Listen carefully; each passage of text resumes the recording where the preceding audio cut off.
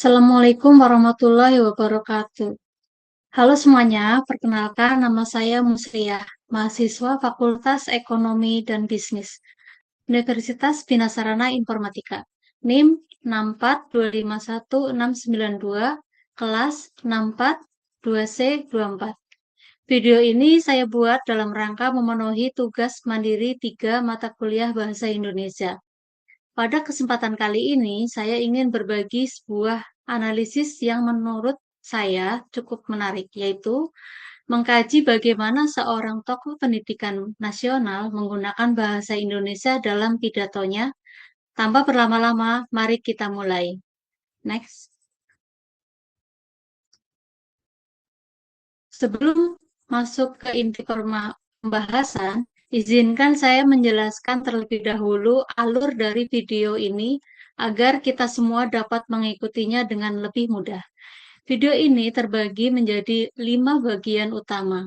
Bagian pertama adalah pendahuluan, di mana saya akan menjelaskan latar belakang mengapa saya memilih topik analisis ini. Bagian kedua adalah profil tokoh, di mana saya akan memperkenalkan tokoh yang pidatonya akan kita analisis beserta video pidato aslinya. Bagian ketiga, keempat, dan kelima merupakan inti dari analisis ini, yaitu analisis diksi, analisis kalimat efektif, serta analisis gaya bahasa dan kohesi. Dan terakhir, saya akan menarik kesimpulan dari keseluruh analisa yang telah kita bahas bersama. Next. Bahasa Indonesia merupakan bahasa resmi negara kita yang sudah seharusnya kita gunakan dengan baik dan benar, terutama dalam situasi formal seperti pidato, seminar, maupun kegiatan resmi kenegaraan. Namun sayangnya, tidak semua orang menyadari bahwa ada kaidah-kaidah tertentu yang harus diperhatikan dalam penggunaan bahasa Indonesia yang baik dan benar. Kalau kita perhatikan lebih seksama, ketika seseorang menyampaikan pidato, sebenarnya banyak sekali hal menarik yang bisa kita pelajarin dari cara mereka berbahasa.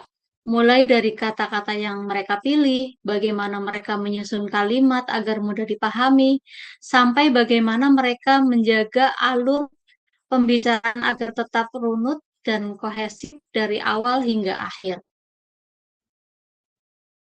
Kemampuan berbahasa yang baik bukanlah sesuatu yang datang begitu saja, melainkan hasil dari kebiasaan membaca, belajar, dan berlatih secara terus-menerus. Oleh karena itu, dengan menganalisis pidato seorang tokoh yang sudah berpengalaman, kita dapat belajar banyak tentang bagaimana seharusnya bahasa Indonesia digunakan dalam konteks formal. Itulah yang mendasari saya memilih topik analisis kaidah bahasa ini sebagai tugas mandiri saya. Saya berharap bisa dapat tidak hanya bermanfaat sebagai pembantu, tapi juga dapat memberikan wawasan bagi kita tentang pentingnya penggunaan bahasa Indonesia yang baik dan benar.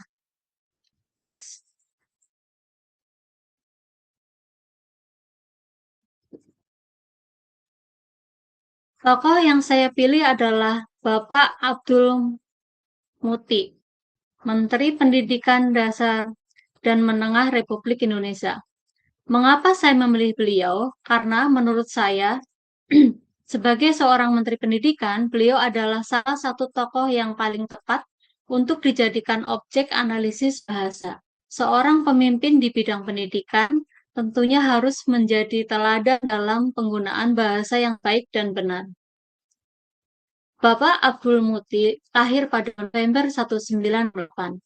Beliau bukan sekedar pejabat pemerintah biasa, melainkan seorang akademis dan intelektual Muslim yang sudah lama berkecimpung di dunia pendidikan dan keagamaan.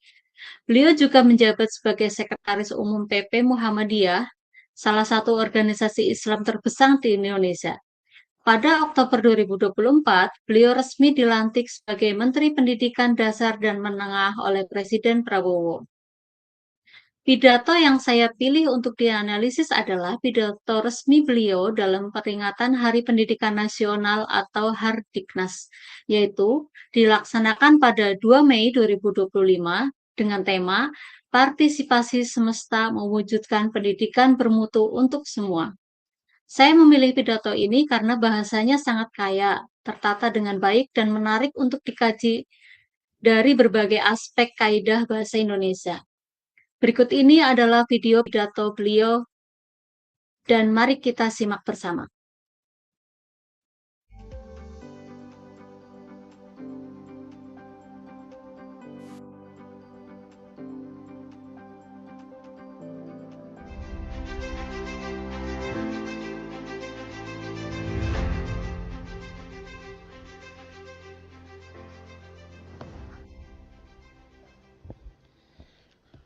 Assalamualaikum warahmatullahi wabarakatuh.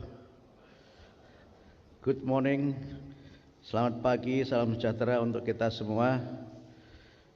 His Excellency Kwok Fook Seng, Ambassador of the Republic of Singapore, His Excellency Dr.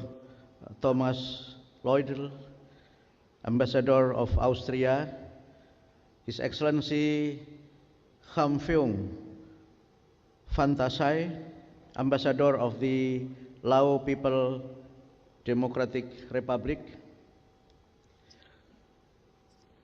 Yang saya hormati Dr. Fajar Rizalul Haq, Wakil Menteri Pendidikan Dasar dan Menengah, Excellency Dr. Ali Rashid Al-Nuaimi from UIA Federal National Council, Bapak Dr.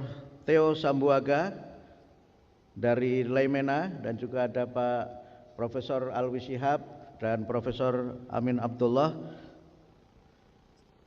Sahabat saya Pak Matius Ho, Executive Director of Institute Laimena, and also my very good friend Pak Dr. Brett Schaff, Director International Center for Law and Religion Studies, Brigham Young University, Pak Christopher Stewart, PhD, Special Advisor Templeton Religion Trust, dan juga para tokoh yang hadir pada kesempatan ini dari berbagai lembaga tingkat dunia dan lembaga-lembaga nasional. Sejawat saya dari Kementerian Pendidikan Dasar dan Menengah, ada Ibu Sekjen dan para pejabat Eselon 1 dan Eselon 2 di lingkungan Kementerian Pendidikan Dasar dan Menengah. And to be very brief, Excellencies, distinguished speakers, ladies and gentlemen, I'm confident to stand here because Pak Matius asked me to deliver my keynote speech in Bahasa Indonesia, so I don't need to think many times in order to have my full keynote speech presentation. And I'm confident to speak in Bahasa Indonesia since Bahasa Indonesia already designated as the 10th language of the UNESCO. It is just this week that I, for the first time, deliver my speech in Bahasa Indonesia in UNESCO, 43rd UNESCO Conference in Uzbekistan. Karena itu izin saya menyampaikan dalam bahasa Indonesia, dan kekhawatiran saya adalah ketika berbicara dalam bahasa Indonesia, saya akan berbicara terlalu panjang sebagaimana umumnya orang Indonesia. Therefore, I want to be as briefly as possible, but to address very important key issues in relation to our conference today. Yang pertama tentu saya menyampaikan selamat datang kepada bapak-bapak dan ibu-ibu seluruh peserta yang menghadiri acara International Conference ini. Sebuah acara yang sangat penting yang tadi disampaikan oleh Pak Stewart dan juga oleh Pak Brett, bagaimana kita sekalian bangsa-bangsa di dunia ini lebih mempererat dan lebih mendekatkan hubungan yang semakin baik di antara berbagai kelompok agama dan juga masyarakat yang berbeda-beda. Kesadaran tentang pentingnya kita bisa memahami dan menerima yang berbeda adalah sebuah kesadaran yang sangat penting dan juga telah menjadi sebuah gerakan yang tadi disampaikan oleh Pak Brett bagaimana berbagai pertemuan di tingkat internasional dan pertemuan di tingkat regional menjadikan persoalan ini sebagai agenda bersama, di mana kita hidup saling menghormati, hidup saling menerima, dan bekerja sama antara satu dengan yang lainnya. Perbedaan-perbedaan yang terjadi di antara manusia bukanlah pemisah yang membuat kita semakin terbelah antara satu dengan yang lainnya, tapi perbedaan itu justru menjadi pintu dan menjadi penghubung bahwa kita yang berbeda saling memperkuat antara satu dengan yang lainnya. Dalam konteks ajaran agama Islam, ketika kita membicarakan mengenai perbedaan manusia, tentu dijelaskan bahwa perbedaan itu adalah rahmah dan kita saling ta'aruf, li ta'arufu, yang dalam pemahaman saya li ta'arufu mengandung pesan di mana kita saling mengenal, saling memahami, saling menghormati, dan saling bekerja sama antara satu dengan yang lainnya. Sebagai salah satu pribadi yang terlibat dalam proses cross-cultural religious literacy atau literasi keagamaan lintas budaya yang digagas oleh Laimena dan juga dengan Muhammadiyah dan beberapa organisasi agama di Indonesia, saya semakin percaya diri bahwa kehidupan yang rukun di antara masyarakat yang berbeda agama dan budaya itu akan bisa terwujud apabila kita mencoba untuk membuka diri dan kemudian membuka hati dan membuka pintu rumah kita untuk siapapun bisa saling bekerja sama. Saya sering menggunakan istilah open mind, open heart, dan open house. Ini adalah sebuah kunci di mana kita berbicara head to head, heart to heart, dan kemudian bekerja sama hand in hand. Kepercayaan ini bisa semakin kita tingkatkan seiring dengan komitmen kita untuk memberikan bekal kepada generasi bangsa, generasi muda di berbagai negara, agar mereka semakin percaya diri untuk cross border, melintas batas dengan mereka yang berbeda. Ini sebuah pesan penting agar kita sekalian memberikan perhatian kepada generasi muda sebagai insan-insan yang akan memimpin dunia di masa yang akan datang. Pendidikan adalah sebuah proses di mana kita ibarat menanam pohon, berinvestasi untuk masa depan, dan buahnya belum tentu bisa kita lihat pada saat yang dekat, tapi itu akan memberikan manfaat yang sangat jangka panjang. Karena itulah maka cross-cultural religious literacy atau dalam konsep bahasa Indonesia literasi keagamaan lintas budaya yang bersama Matius kita berbagai pertemuan di forum-forum nasional dan internasional menceritakan bagaimana pengalaman Indonesia mampu memberikan inspirasi bahwa perbedaan bukanlah pemisah di antara kita, tapi sekali lagi perbedaan itu adalah pengikat di antara kita.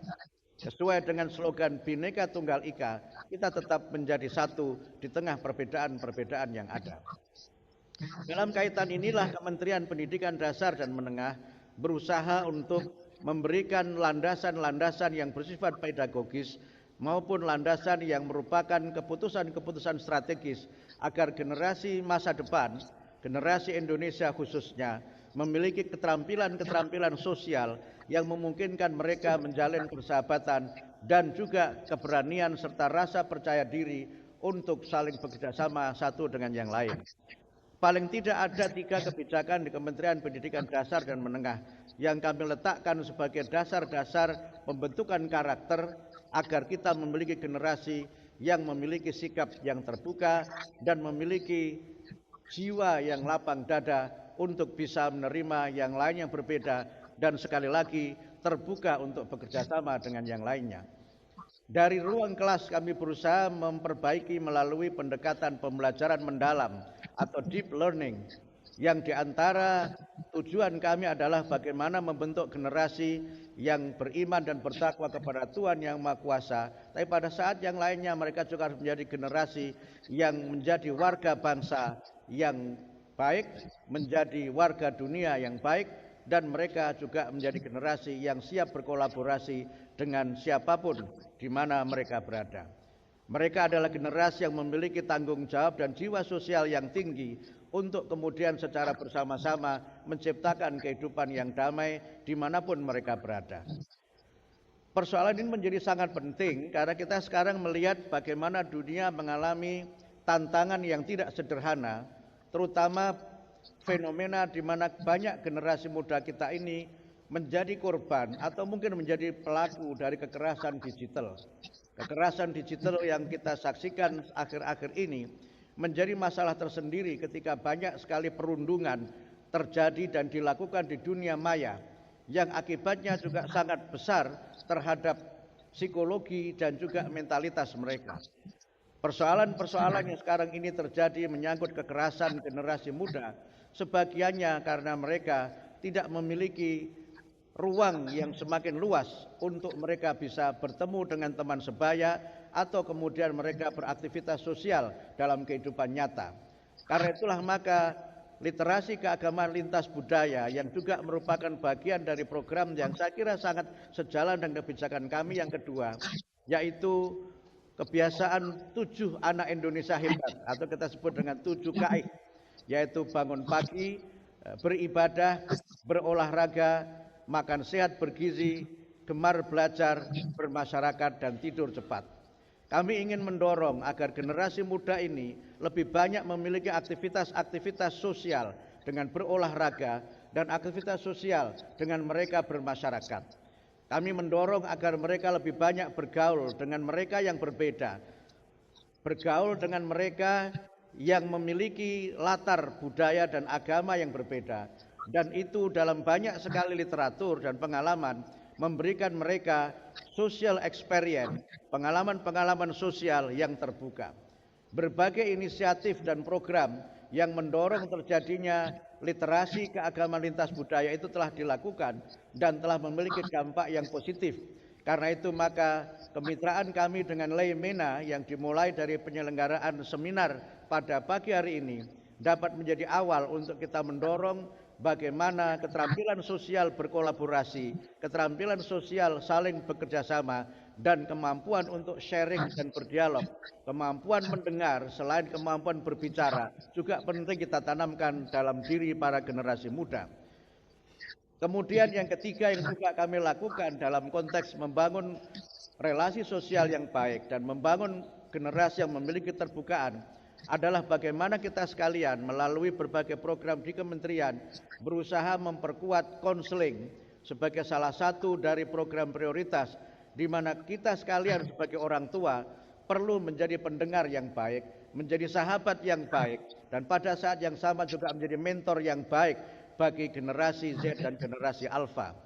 Banyaknya persoalan kekerasan sebagian terjadi karena kurangnya kesabaran kita mendengar dan kurangnya sikap terbuka kita untuk mengapresiasi anak-anak kita yang sebenarnya memerlukan ruang untuk mereka bisa berbicara, memerlukan ruang untuk bisa mereka curhat dan berbagai kesempatan untuk mereka mengeksplorasi diri dan menyampaikan berbagai gagasan dan mengembangkan bakat dan minatnya.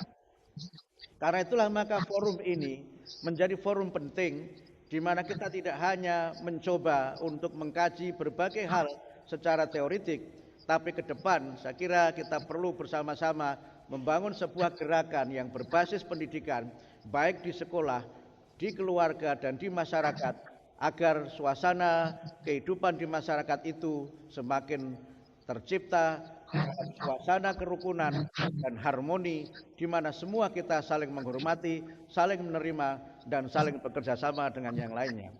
I have to commit with my promise to speak very briefly, and I think this is the all of my presentation and my small contribution to this very big conference that we organize today.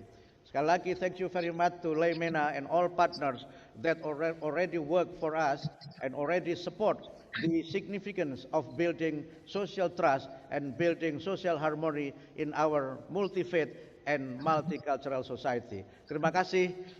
Saya kira tidak lengkap kalau tidak ada pantunnya. And normally I have my let's say very unique pantun that I usually having pantun by mentioning name of bird. Pantunnya burung pipit, burung nuri, dua-dua hinggap di dahan. Mohon pamit undur diri, jumpa lagi di lain kesempatan. Terima kasih. Assalamualaikum warahmatullahi wabarakatuh.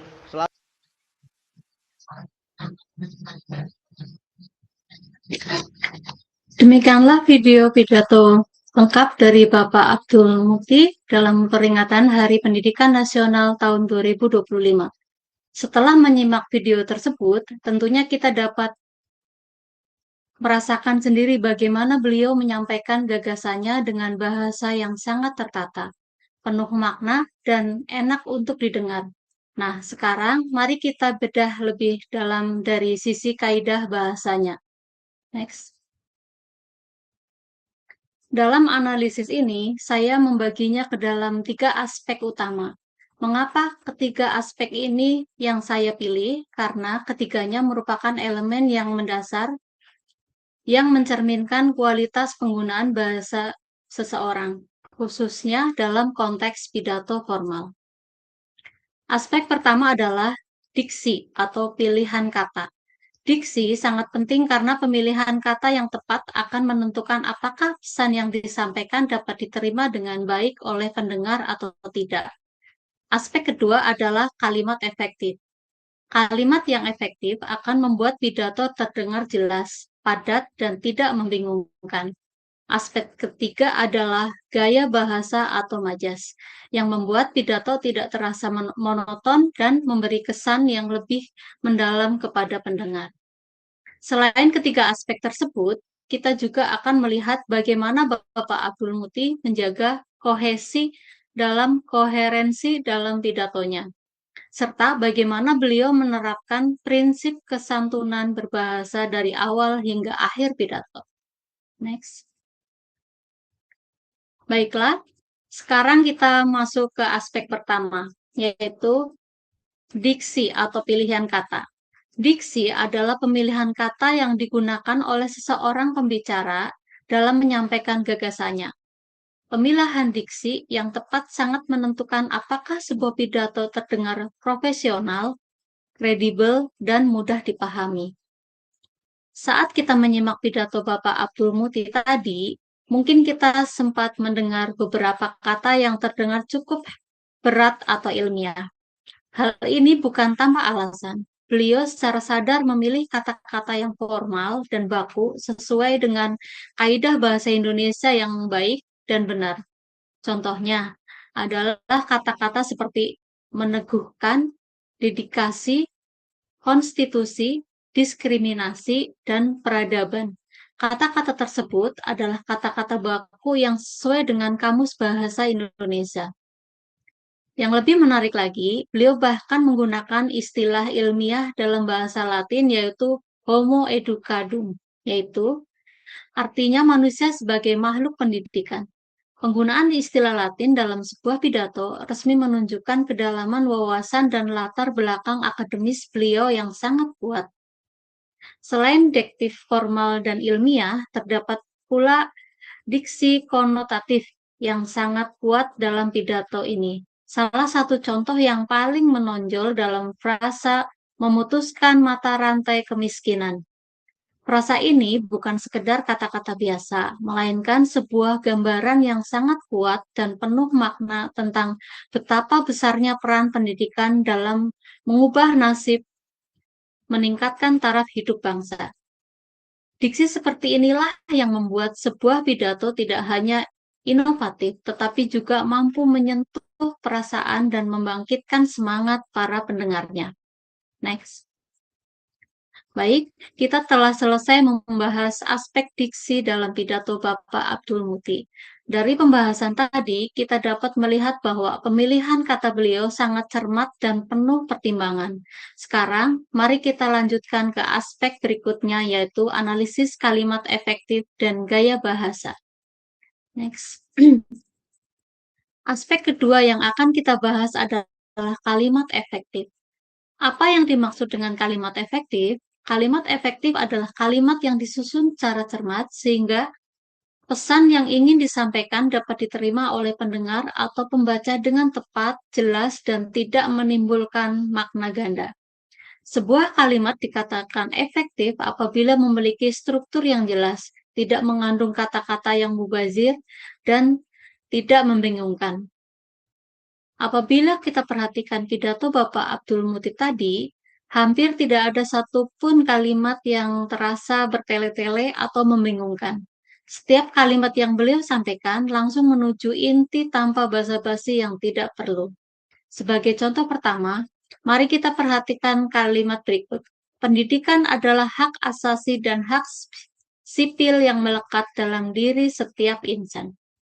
Kalimat ini sangat efektif karena subjeknya jelas yaitu pendidikan, predikatnya jelas yaitu adalah, dan keterangannya lengkap namun tidak berlebihan. Tidak ada kata yang mubazir, namun maknanya sangat dalam dan dapat dipahami oleh siapa saja. Contoh kedua adalah kalimat guru adalah orang tua yang senantiasa berada di sisi para murid dalam suka dan duka. Kalimat ini juga sangat efektif. Hanya dengan satu kalimat pendek, Bapak Abdul Muti berhasil menggambarkan betapa mulianya peran seorang guru dalam kehidupan para muridnya. Singkat, padat, namun mengandung makna yang sangat dalam dan mampu menyentuh hati para pendengarnya. Next. Sekarang kita masuk ke aspek ketiga, yaitu gaya bahasa atau majas. Salah satu hal yang membuat pidato Bapak Abdul Muti ini tidak terasa kaku meskipun sangat formal adalah penggunaan gaya bahasa yang cukup variatif. Beliau tidak hanya menyampaikan fakta dan informasi secara lugas, tetapi juga menggunakan beberapa majas untuk memperindah dan memperkuat pesan yang ingin beliau sampaikan. Majas pertama yang dapat kita temukan adalah majas metafora. Metafora adalah majas yang membandingkan dua hal secara langsung tanpa menggunakan kata seperti atau bagaikan. Dalam pidato ini, metafora yang sangat kuat dapat kita temukan pada kalimat guru adalah orang tua.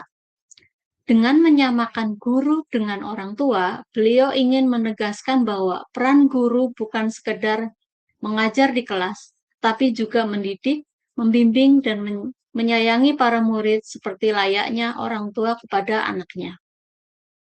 Majas kedua adalah majas paralelisme.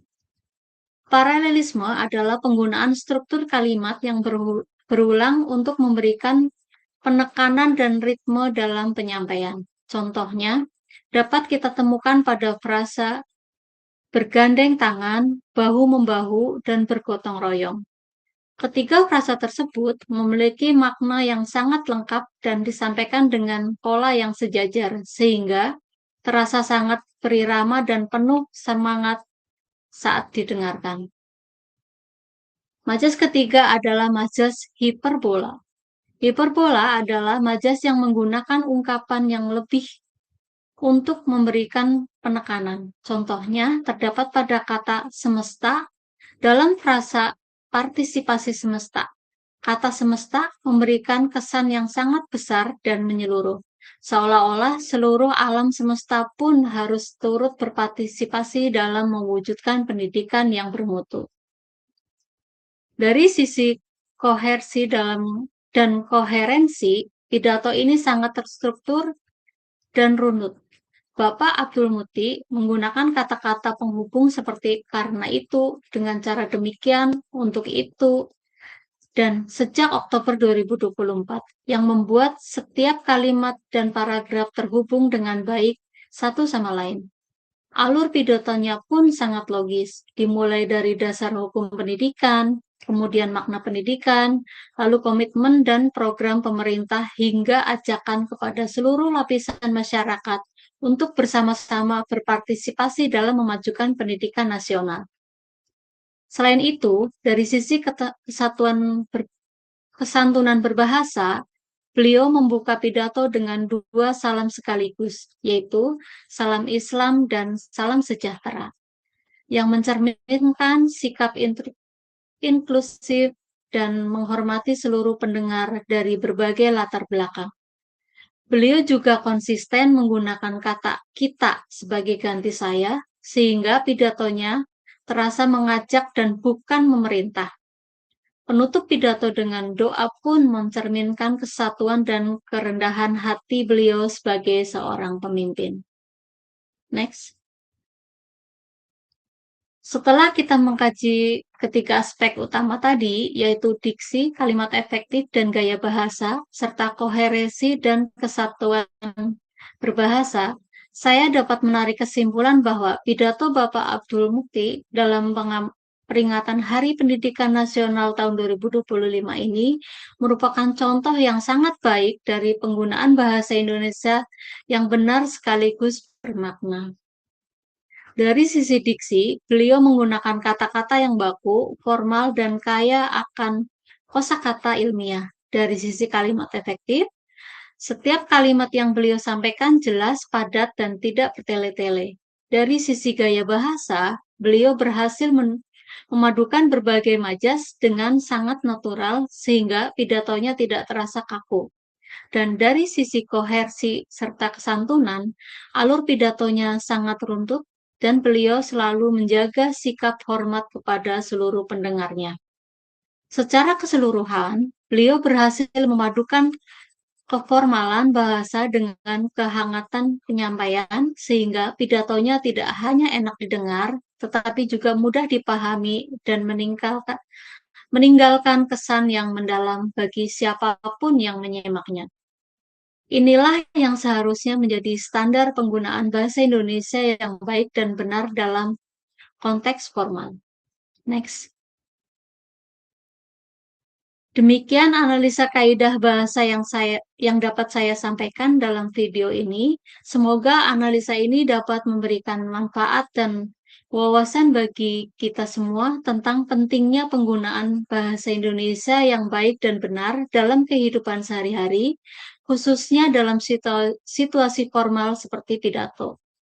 Saya menyadari bahwa analisa ini masih jauh dari sempurna dan tentunya masih terdapat banyak kekurangan dalam penyampaian saya. Oleh karena itu, saya sangat terbuka terhadap masukan dan saran yang membangun. Akhir kata, terima kasih telah menyimak video ini hingga selesai. Wassalamualaikum warahmatullahi wabarakatuh.